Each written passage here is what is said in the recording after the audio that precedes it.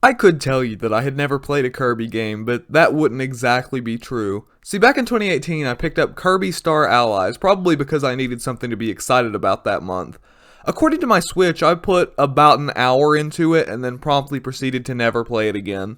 I think my disconnect probably came from the fact that it doesn't control exactly like Mario. See, contrary to what I would have liked my Instagram followers to believe, I had very little experience at the time with any platformer that didn't star an Italian plumber. Of course, now, I'm much more experienced with platformers and all kinds of games, so that shouldn't be a problem. Of course, I can't actually start out with Kirby Star Allies. No, that would be way too simple. I have some compulsive need to play even series with little to no story or canonical timeline in release order. So I guess that means we're going all the way back to the Nintendo Game Boy. Yeah, the Game Boy. Most games I'm aware of got their start on the NES before moving to the Game Boy for a smaller release. But Kirby did this the other way around. Okay. So, exactly what is a Kirby? Well, Kirby is the titular star of the 2002 anime Kirby, right back at ya. He's also featured in quite a few games, like the one we'll be looking at today, Kirby's Dream Land. In Kirby's Dream Land, you play as, of course, Kirby, looking to score a midnight snack. You see, the diabolical King Dedede has stolen all of the food in Dreamland for himself, and it's Kirby's job to make his way through 5 platforming levels to take on the king himself.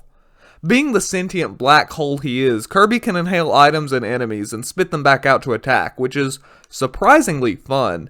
You can also inhale air by pressing up on the D-pad, which allows him to float through the air, kinda like the Power Flower from Super Mario 64. Of course, some people might immediately consume that, considering this is a platforming game, the ability to fly must basically break it, but luckily the level design was definitely designed around this ability well.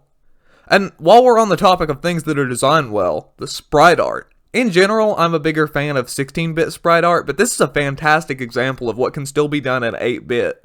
The design for Kirby himself, while not exactly rich in creativity, is probably my favorite sprite in the game. That or King Dedede. Really, all of the bosses are designed really well, as are the enemies. Of course, there are still the standard 8-bit I have absolutely no idea what that's supposed to be, but even I, with my extremely limited experience with the franchise, can instantly pick out Kirby mainstays. Even more impressive when the game is being displayed in 4 different colors of puke green. I will say that I had just a little bit of trouble with the controls, mainly accidentally floating when I didn't mean to. I understand that they basically had to have this ability mapped to up on the D-pad since they literally didn't have any buttons left on the Game Boy, but it was pretty annoying to be trying to perform a precision maneuver only to start floating and take damage. I got used to it though, and after that I didn't really have any problems.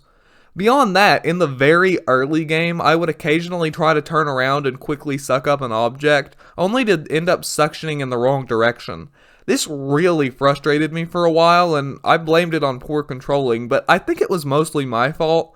Eventually I learned the more subtle nuances of the controls, and it didn't really happen anymore, so I guess the solution was just to get good. Not that this is a very hard game to get good at. If this game is known for one thing, it's being unrelentingly easy. Enemy placement offers very little in the way of challenge, and even though I said the game was designed well with the ability to float in mind, I mean, come on, you can freaking fly infinitely in a platformer. I will admit that this game gave me a harder time than I expected going into it, probably because I was needlessly anxious the whole time. Word of advice, if you ever think that Kirby's Dream Land is going to seriously punish you, you're wrong. If you die, you're unlikely to even lose more than 30 seconds of progress. Of course you only have 4 lives, but if you get a game over, you're just sent back to the beginning of the stage, and you have infinite continues, so don't worry about losing progress. When you get to the end of the game, you're asked to fight every previous boss in a boss rush, with each boss having a short little mini-level before it. Oh, but don't worry about losing progress here either. Once you beat a boss, it's beaten forever, even if you get a game over. Once you're done with that, you can finally take on King Dedede, and this battle is based entirely on luck. Seriously, his attack pattern is so random and erratic, the only real way to figure out how to beat him is blind trial and error, but luckily you have infinite continues, so you can throw yourself at him as many times as it takes. That's about it for the main story. But once the credits finish rolling, you're given a special code to access a New Game Plus of sorts, a higher difficulty playthrough to really test your skills. This mode is noticeably harder than the first one, but the game's life and continue system is so forgiving that it barely matters. I died several more times, but I just kept pushing through until I got to the end, which is really all it takes. The actual level design hasn't changed at all, there are just more enemies to worry about. Some rooms did genuinely give me trouble, but that's not so bad when you can retry a room infinite times. They did change up the final boss rush. Now, if you get a game over, all of the bosses reset, meaning you actually have to be able to not only beat a boss, but be able to beat it without dying or taking too much damage. And it was really fun to learn the boss patterns and get good at taking them out fast.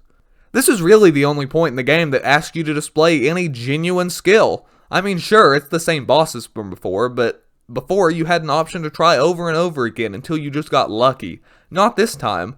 Unfortunately, after you finish the second boss rush, King DDD is back to his old tricks, and by that I mean being extremely obnoxious. If you thought the first fight was entirely a luck-based spam fest, you haven't seen anything yet. I spent almost as much time on this one boss fight as I did my entire first playthrough. I can beat 420 mode in FNAF significantly faster than this. Luckily, if you get a game over here, you don't have to do the whole boss rush again, because I got like 50, and I'm not sure if I would have been able to make it through that. So what do I think about Kirby's Dream Land? Honestly, it's the best first game in the Kirby series I've ever played. It's really solid for a Game Boy game, and honestly, it's pretty much sold me on the franchise. I'm definitely looking forward to taking a look at some more Kirby games in the future. Pick this game up on the 3DS if you have one, and don't worry about getting a game over. Hey look, it's my second consecutive 8-bit platformer and my third consecutive 8-bit game. I think I have some pretty interesting stuff lined up in the near future though, so hang in there. Of course, you know what to do. Hit like, get subscribed, and follow me on social media. As always, linked below. And, I think with that being said, that's about all I have for you. I'll see you next time. Thanks for watching.